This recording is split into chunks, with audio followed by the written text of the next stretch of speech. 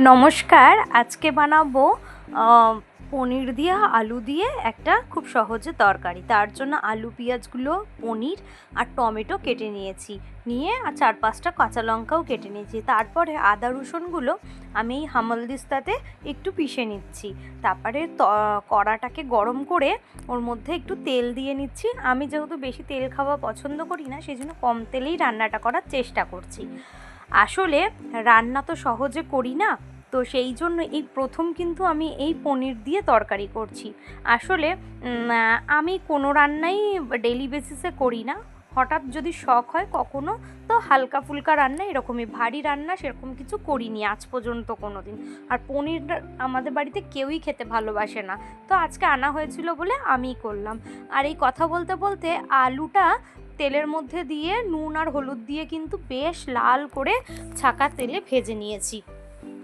আর আলুটা ভেজে নেওয়ার পর কিন্তু এই পনিরগুলো যে পিস করে কাটা রয়েছে এগুলোকেও ওই তেলের মধ্যেই ভেজে নেব।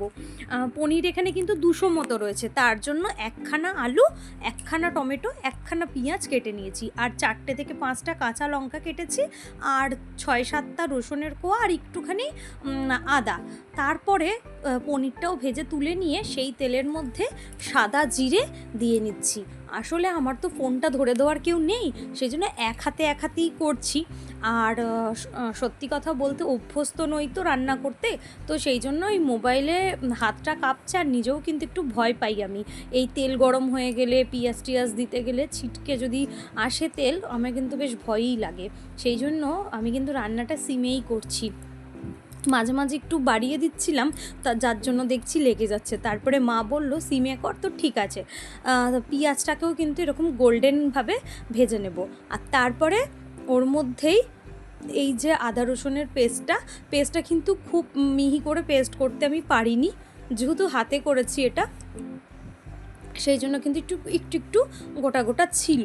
তাও যাই হোক, ওটা দিয়ে দিয়েছি। ওটা একটু ভেজে এলে তার মধ্যে এই টমেটো আর কাঁচা লঙ্কা এগুলো কিন্তু দিয়ে দিলাম, দিয়ে খুব ভালো করে নাড়াচাড়া করে কিছুক্ষণ ভেজে নেব।